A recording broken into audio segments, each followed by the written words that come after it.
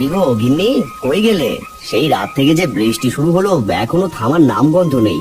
এদিকে যে বাইরে একটু কাজে যাব, তারও উপায় নেই। তাই তো দেখছি, ওদিকে মেয়েটা আবার বায়না ধরে বসে আছে চিংড়ি মাছ খাবে। সবই কপাল, অভাগে যেদিকে যায় সাগর শুকিয়ে যায়। তাও ভেবেছিলাম আজ যদি কাজে যেতে পারি, সেই টাকা দিয়ে না হয় বাজার থেকে কটা চিংড়ি মাছ নিয়ে আসবো। না, মনে হয় না আজ আর কাজে যেতে পারবো।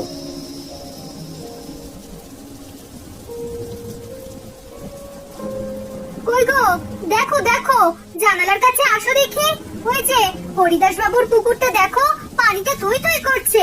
যাও না, তুমি গিয়ে ওখান থেকে কটা চিংড়ি মাছ ধরে আনো না। মেয়েটা এত বায়না করছে চিংড়ি মাছ খাবো বলে।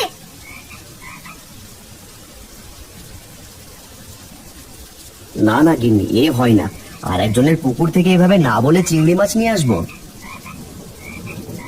কিচ্ছুটি হবে না, পরে না হয় মোড়ল মশাইকে বুঝিয়ে সবটা বলে দেবে। এতে তোমাকে কিছু বলবে না।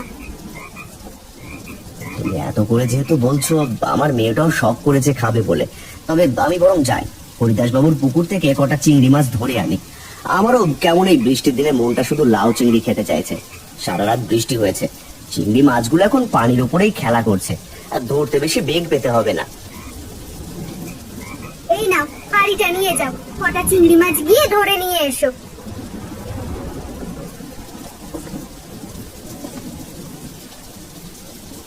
ঠিক আছে, আমি তবে গেলাম।